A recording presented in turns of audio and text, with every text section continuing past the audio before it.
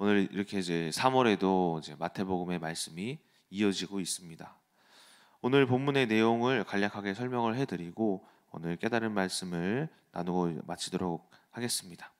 오늘 이제 말씀의 시작부터 한 여자의 외침으로부터 말씀이 시작되는 것을 볼 수가 있습니다. 그래서 먼저 한 여자가 예수님께 와서 주여 다윗의 자손이여 나를 불쌍히 여기소서 하면서 주님을 계속 따라다니는데 예수님은 그 말씀을 듣고도 이상하게 아무 말씀도 하시지 않습니다. 제자들이 이렇게 이야기를 합니다. 예수님 좀 어떻게 좀 해보십시오.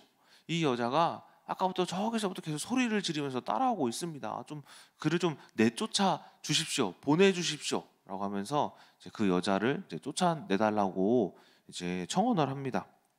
근데 그래서 이제 주님이 이제 입을 여시면서 한 말씀을 하시는데 24절, 26절. 그래서 나는 이스라엘의 집 어린 양 외에는 다른 데로 보내심을 받지 않았다.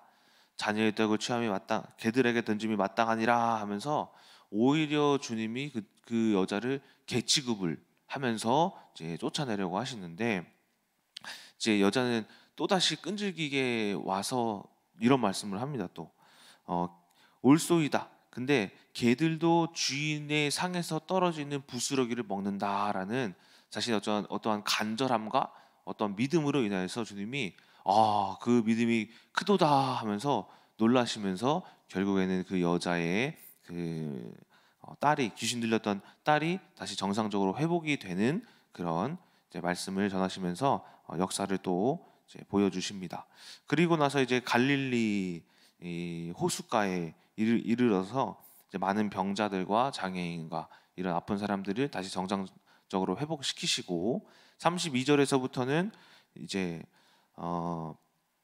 마치 오병이어와 같은 기적을 행하시는데 이 말씀은 어떻게 보면 여러분들이 헷갈리실 만한 말씀일 수도 있어요. 그렇죠?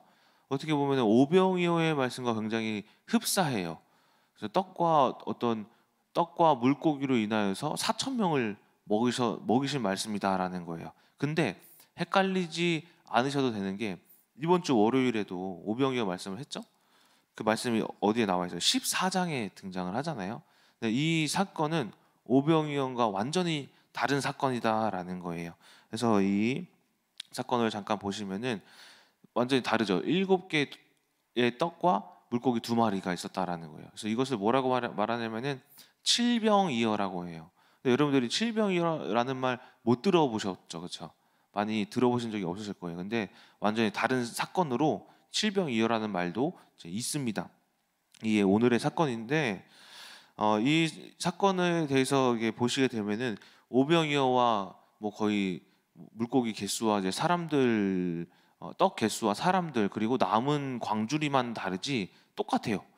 하나님이 예수님께서 말씀을 전하실 때 사람들이 와서 굶주리고 있을 때 그 제자들에게 우리가 먹을 것이 얼마나 있냐? 저희가 떡 7개와 물고기 2마리가 있습니다. 앉혀라. 그래서 그들이 축사하시고 똑같이 나눠줌에 오히려 남았다라는 것이죠.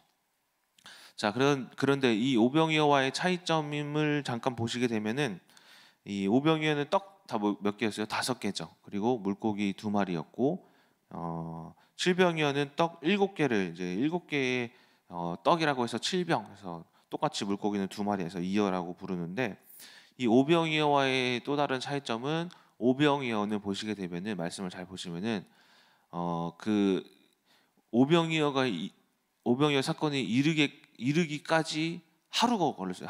하루 만에 말씀을 전하시기 그 하루 만에 일어난 사건인데 칠병이어는 얼마나 기간이 걸렸냐면은 예수님께서 사흘을 말씀을 전하시다가 이제 사흘째 되던 날에 그 말씀을 듣던 사람들이 배고픔, 이제 굶주림을 보고 그들이 집에 돌아가다가 이제 쓰러질까 걱정된다 하시면서 이루신 기적이다라는 거예요.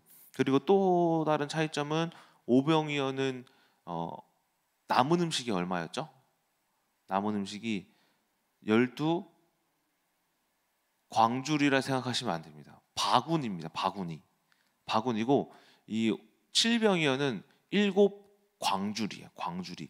바구니랑 광줄이랑 또 차이점이 있는데 그 헬라어 원어에서도 좀 틀립니다. 그래서 제가 찾아보니까 바구니를 뭐라고 썼냐면은 12바구니, 오병이어는 바구니.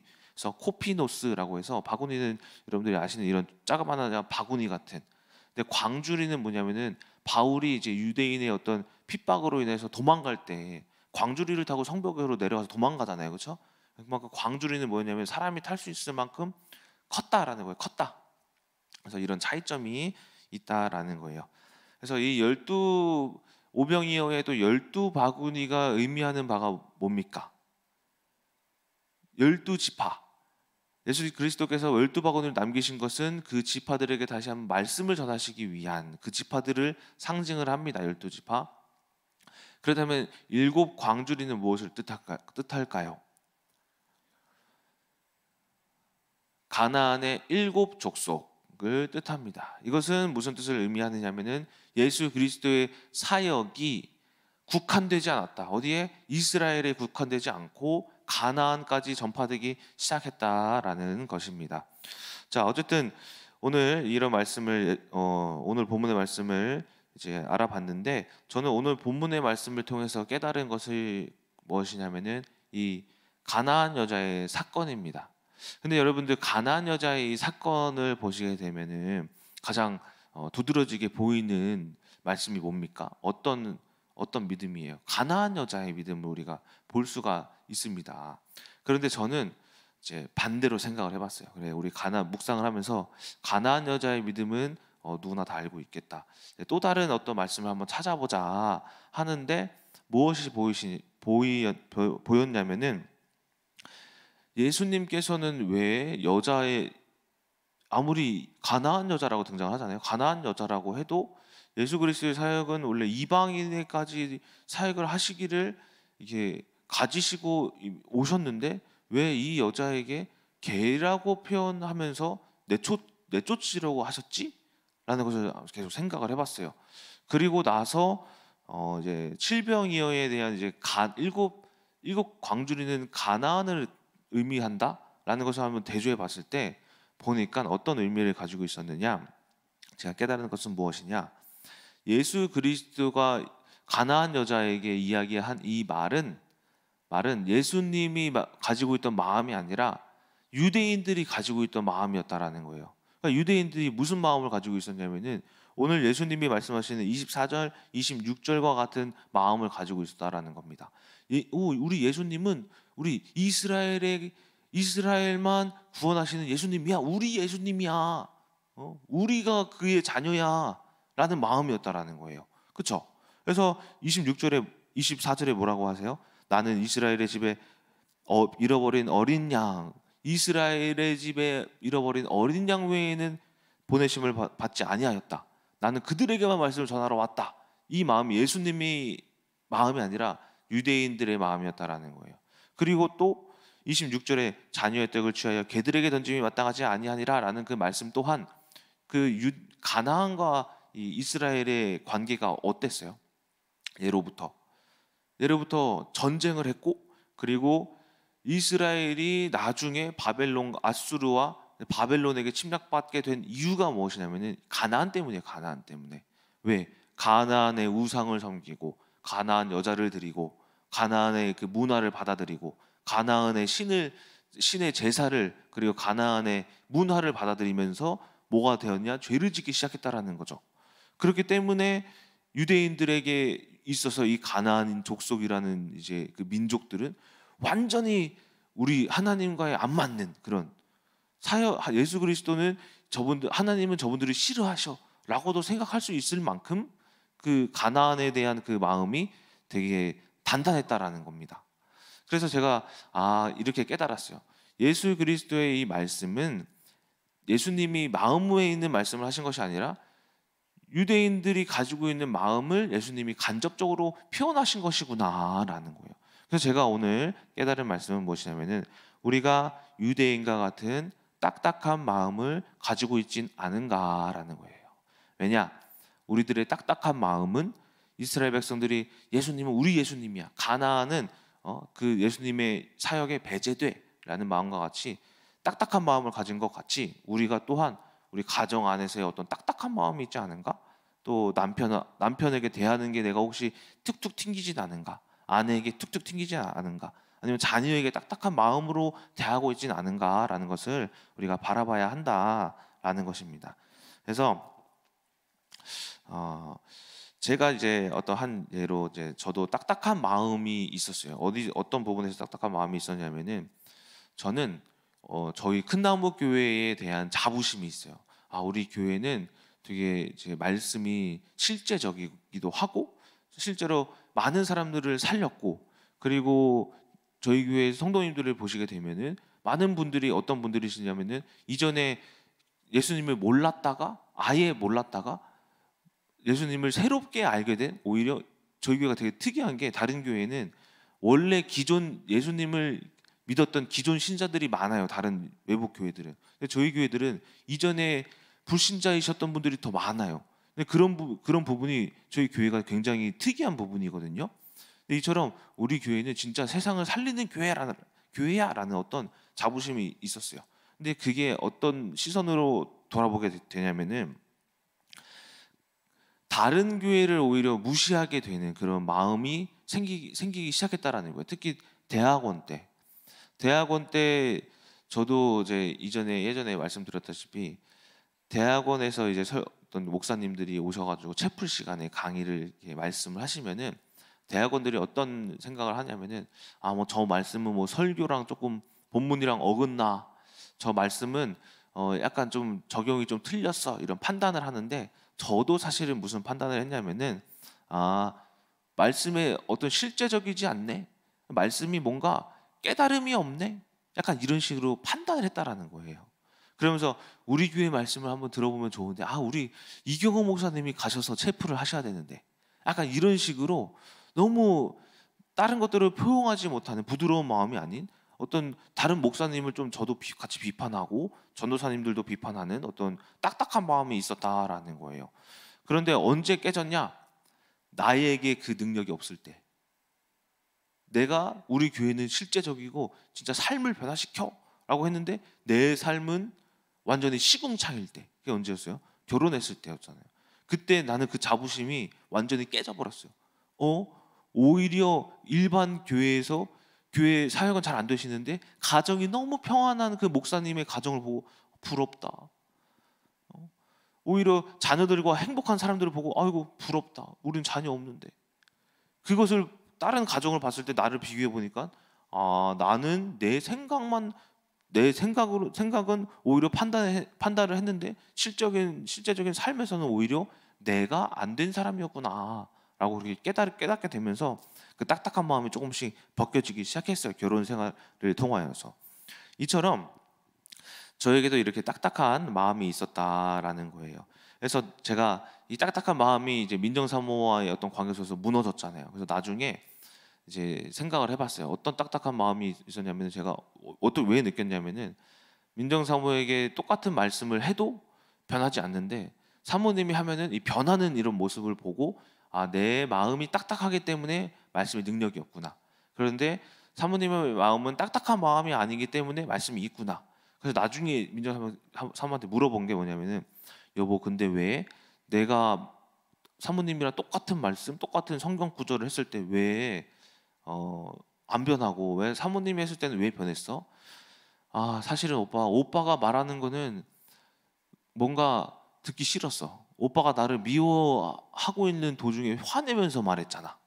근데 어머님은 되게 나를 이해해 주셨어. 민정사모 그랬구나. 민정 불쌍하다. 아이고 그런 일 있었구나. 그래 그럴 수 있어. 근데 이런 말씀이 나는 오히려 마음이 열리고 그 말씀이 받아들이게 될 수 있는 마음이 풀리는 그런 이유가 어머니의 어떤 부드러운 마음 때문이었다라는 말을 이전에 들은 적이 있어요. 이것 때문에 나의 딱딱한 마음 때문에 말씀의 능력이 없었구나라고 이렇게 깨닫게 되었다라는 거예요. 그러니까 이처럼 그때 깨달았던 게 뭐냐면은 말씀이라는 것은 이 듣는 사람의 마음 또한 중요하지만은 전하는 자의 이 전달자 또한 중요하다라는 겁니다. 그래서 예수님께서는 왜 제자들이 계실 때 그 가난한 여자를 개로 비유하셨냐? 그들이 딱딱한 마음이 있었기 때문이 아닐까라고 생각을 또 해봤습니다. 그래서 우리는 이 딱딱한 마음을 변화시키기 위해서 어떻게 해야 하는가? 여러분들 가정 안에서도 이 남편에게 딱딱하게 행동하는 이런 마음들, 이 아내에게 행동하는 이 마음들, 자녀에게 하는 이 마음들을 어떻게 풀으셔야 되느냐? 어떻게 부드럽게 만드셔야 되느냐? 고린도전서 4장 15절 말씀이 있습니다. 이런 말씀입니다. 그리스도 안에서 일만 스승이 있으되 아버지는 많지 아니하니 그리스도 예수 안에서 내가 복음으로써 너희를 낳았음이라. 그러니까 우리가 영적 아비가 되심으로써 딱딱한 마음을 우리가 없애자라는 것입니다. 제가 이제 조이를 낳고 아버지가 되면서 어떤 마음이 되냐면은 이 어떤 세상으로부터 아니면 어떤 이제 사람으로부터 약간 경계를 하는 마음들이 다 있잖아요, 그렇죠? 근데 단 한 사람에게는 제가 경계하지도 않고 딱딱하지도 않고 다 받아들여요. 다. 누구예요? 내 자녀란 말이에요, 그렇죠? 근데 여러분들 또한 이 어머니 그리고 또 아버지 되신 분들로서 어떤 마음이 있으셨어요? 자녀를 봤을 때, 아, 막 예쁘다. 아유, 내가 막 녹잖아요, 그렇죠? 녹아내리잖아요, 그렇죠? 근데 이런 마음이 어떤 마음이냐면은 아비의 마음이라는 거예요. 근데 이것은 어떻게 보면 육적인 아비의 마음이지만은 이 영적인 아비의 마음이 있다라는 거예요. 그게 뭐냐면은 우리가 특히 이제 자녀를 대할 때부터 먼저 보시게 되면은, 제가 이제 자녀를 대할 때 특히 이제 저희 사모님이 예전에 제가 고등학생 때 저를 대할 때 저는 어머니에게 많이 튕겼어요. 왜 튕겼냐면은 내 마음을 알아봐 주지 않으셔서. 자녀를 나를 사랑하는 것도 알겠어. 근데 내 존재 자체를 좀 알아주세요라는 그런 마음이 강했어요. 그래서 저는 뭐라고 이야기할 수 있냐면 애정결핍. 위에는 우리 이동주 목사님이 계시니까는 치킨을 한 마리 딱 시켜요. 이제 집에서 한 마리 시키면은 이동주 목사님이 야자를 해서 늦게 와. 근데 저희 집에 누구 있어요? 5명 있잖아요. 6남매 중에 이동주 목사님 빼면 뭐 저 이은혜, 에스더, 여호서, 드보라. 근데 치킨을 반을 남겨놔요. 그럼 말이 안 되잖아요. 어떻게 이거를 5등분, 6등분해서 그 닭다리 양보하겠어? 그 닭다리 하나만 주면 되지. 이 5명이 치킨 반마리 어떻게 먹으라고, 그렇죠? 이런 어떤, 역시 어머니는 우리들을 안 알아주셔라는 그런 어떤 그 마음이 있었다라는 거예요. 근데 이런 것들이 어떤 것들이냐면은 사모님도 저한테 말씀하셨다시피 예전에는 내가 너희들을 이제 혈기로 키웠다라고 말씀을 하셨어요. 근데 이처럼 우리가 자녀들을 대할 때 감정적으로 대하는 것들, 자녀의 어떤 행동을 조금 이해하지 못하는 것들, 또 자녀의 어떤 그 삐뚤어짐을, 야, 너 이렇게 살면 큰일 날 마, 강제로 교회를 이끄는 것들, 이끄는 이런 것들이 오히려 자녀들로 하여금 교회를 싫어하게 만들게 되고 어머니의 말씀을 듣지 못하게 되는 그런 결과를 우리가 초래할 수도 있다라는 거예요. 그래서 제가 예전에 이제 중학생 때 어느 날 어머니가 아프셨어요. 아프신데 솔직히 아들로서 걱정을 해야 되잖아요. 근데 저는 너무 행복한 거예요. 왜? 어떤 이제 나에 대한 어떤 잔소리가 없으니까. 그 정도로 저의 마음이 이런 어머니가 나에 대해서 나를 인정 안 해주셔라는 마음을 통해서 나 또한 어머니에 대한 마음이 딱딱했다라는 거죠. 근데 언제 풀렸냐? 이전에 말씀드렸다시피 고등학교 돼서 막 PC방을 밤새서 했을 때 어느 날 어머니가, 아, 우리 동진이가 고생이 많구나. 아이고, 그랬었구나. 아, 힘들었었겠구나. 아, 그래, PC방 가는 거 그래 잘 갔다 와. 그래서 10,000원 주시고, 식사하고 가셔야죠. 식사, PC방 출근하는데 식사해야 돼. 지금 막 국 차려주시고. 어머니의 마음이 나한테 강압적으로 하는 게 아닌 나한테 사랑으로 하니 제가 어떻게 됐어요? 저 또한 마음이 사르르르 녹기 시작하면서 뭐가 됐냐면은 제가 자녀로서 어머니에 대한 마음이 풀렸다라는 거예요. 그 이후로 제가 어떻게 됐냐면은 모든 걱정, 근심, 고민거리를 누구한테 말하냐? 어머니에게 가장 먼저 말해요. 어머니에게 말하면서, 어머니, 저 이런 일이 있었어요, 저런 일이 있었어요 하는 그런 계기가 그때부터였다라는 겁니다. 그래서 이 자녀와의 관계 또한 우리가 무엇이 되느냐? 실제적으로 육신의 어머니, 아버지지만 또한 영적인 아버지가 되어서 뭐 하는 거냐? 그리스도가 오늘 말씀하신 것처럼 그들을 개처럼 바보처럼 이 사람 나쁜 사람처럼 원망하지 말라는 거예요. 이 아이들을 어떻게 하셔야 되냐면 이해해 주셔야 된다. 품어 주셔야 된다라는 것입니다.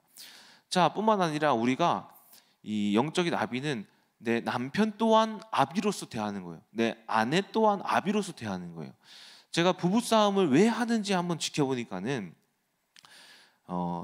내가 스승이 될 때 싸워요. 무슨 말이냐면은 제가 가르칠 때 싸워요. 야, 이거 틀렸어. 가르치잖아요. 그렇죠? 야, 이거 잘못됐다고 너 가르치잖아요. 또 이거는 너가 고쳐야 돼. 이거 뭐 하는 거예요? 내가 가르친 거예요. 그때 싸우더라고요.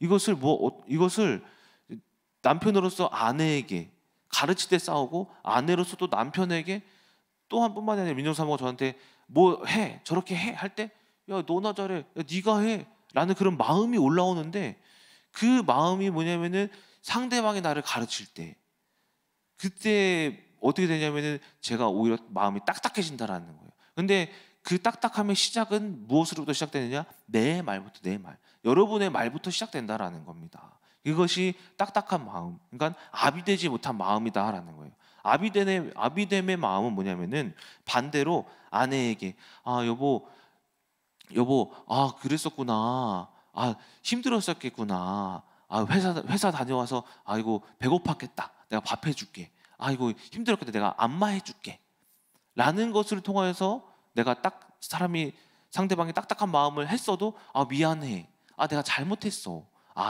내가 그랬었구나, 내가 몰랐네 라는 것으로 아버지가 마치 자녀를 보듯이, 또 영적으로 신생아를 보듯이 다 품어주듯이 아이고 그랬어 엉덩이 한번 토닥토닥 거리시면서 하는 것이, 이것이 딱딱한 마음이 아닌 부드러운 마음으로 갈 수 있는 영적인 아비의 마음이다라는 것입니다. 그래서 우리 여러분들이 이제 가정을 이렇게 보시게 되면은, 제가 많은 이야기를 이렇게 많이 듣잖아요. 들으시면은 분명히 남편이 문제이긴 해, 남편이 불신자이긴 해, 아내가 불신자이긴 해, 아내가 말이 세긴 해, 아내가 뭔가 잘못된 것 같기도 해. 하지만 가장 먼저 복음을 아는 여러분들이 먼저 그 복음을 행해야 되잖아요. 그렇죠? 이것이 뭐다? 바울이 말한, 내가 스승이 말씀을 많이 먼저 아는 자로서 스승으로 가르치려 하지 말고 말씀을 먼저 말함으로써, 여보, 이거는 교회 안 다녀서 그래, 이거는 기도를 안 해서 그래, 이 말씀을 몰라서 그래, 먼저가 아닌 그랬었구나, 힘들었었겠구나 라는 부드러운 마음부터 시작할 때에 그 말씀이 어떻게 되느냐? 받아들여지기 시작한다라는 겁니다.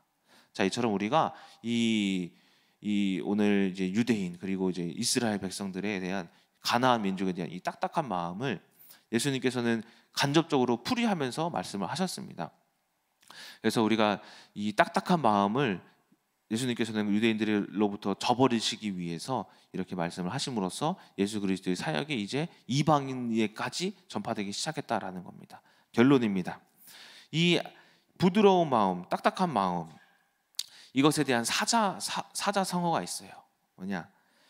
부드러운 것은 강한 것을 이긴다라는 사자성어인데, 유능제강이라는 사자성어예요. 유능제강. 그래서 부드러울 유, 능할 능, 누를 제, 굳셀 강이라는 거예요. 부드러운 것이 능하다, 강한 것을 누른다라는 그런 뜻이에요. 도덕경이라는 중국의 이제 문헌에도 이런 유능제강에 대해서 이런 이야기를 해요. 세상에서 가장 부드러운 물은 사람을 살린다. 세상에서 가장 부드러운 게 뭐냐면 물이래요. 이것은 사람을 살린대요. 하지만 우리가 생각하고 우리가 흔히 알고 있는, 단단하다고 이야기하고 있는 철은 칼이 되어 사람을 죽인다. 나무만 봐도 알 수 있다. 나무는 아래에 있는 것은 강하지만 부드러운 것은 위에 위치해 있다. 나무의 어떤 기둥은 강한데 아래에 있고, 부드러운 이 풀들은 오히려 위에 있다라는 거예요. 부드러운 사람은 위에 있게 된다. 중국의 이제 삼약이라는 이제 태공망이 지은 병법서에도 유능제강에 대해서 이렇게 이야기를 했어요. 군참에서 이르기를, 부드러움은 능히 굳셈을 제어하고 약한 것은 능히 강함을 제어한다. 약한 사람들은 도움을 받고 강한 사람들은 공격을 받는다.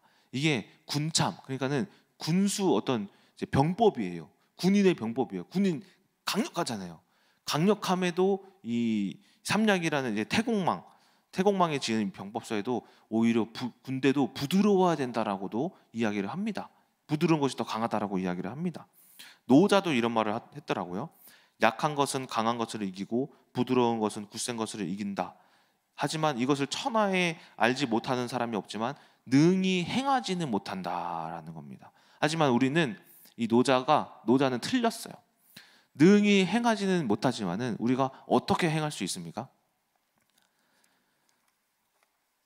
에스겔서 36장 26절 말씀에 어떤 말씀이 있습니까? 또 새 영을 너희에게 두고 새 마음을 너희에게 주되 너희 육신에서 굳은 마음을 제거하고 부드러운 마음을 줄 것이며. 하나님의 말씀은 이 세상도 알아요. 이 중국에 있던 이 그 지혜자라고 불리는 이 모든 지혜자들도 안단 말이에요. 노자도 안단 말이에요. 뭘 알아요? 강한 것은 결국에는 부드러운 것에 지배당한다.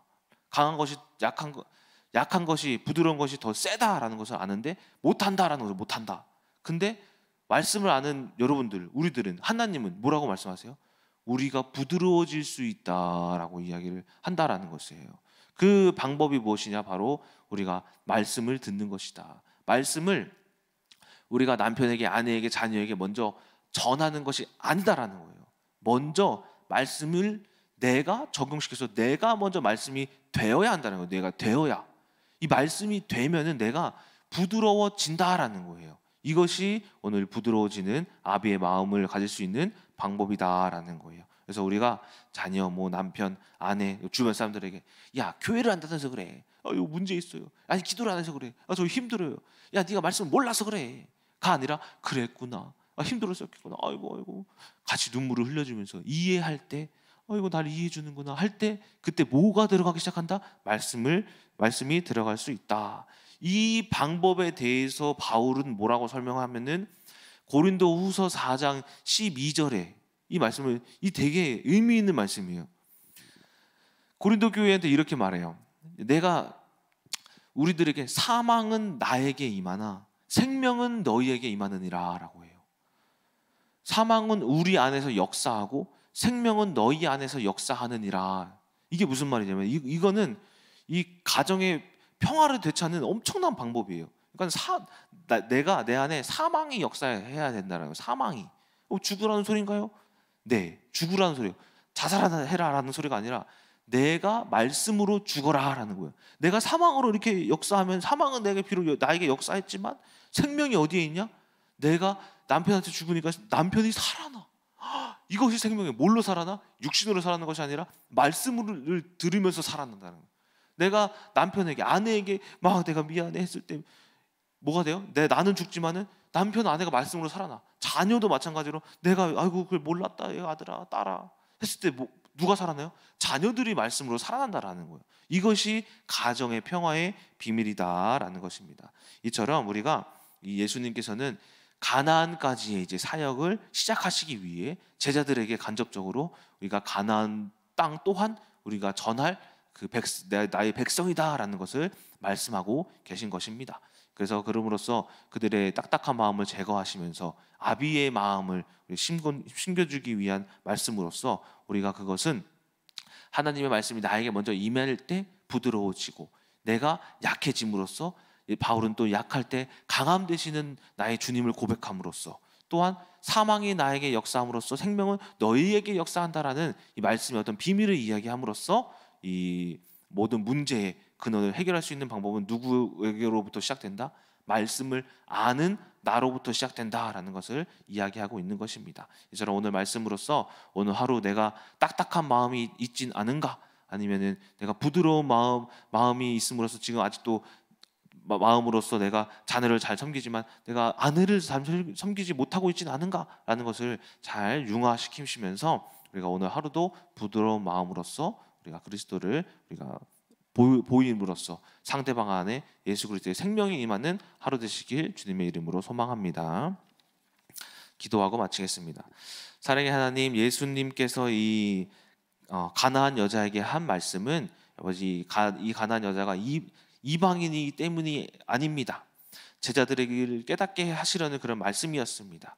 우리 또한 제자들과 예수님의 마음과 같이 딱딱한 마음을 제거하여 버리시고 우리에게 부드러운 마음으로서 우리가 우리 가정을 부드럽게 살림으로써 그 부드러운 마음을 통해서 말씀이 들어갈 수 있는 그 통로가 될 수 있는, 먼저 우리가 말씀이 되는 그런 아버지 하루가 될 수 있도록 주께서 오늘 하루도 지켜 보호하여 주시옵소서. 살아계신 예수 그리스도의 이름으로 기도드렸습니다. 아멘.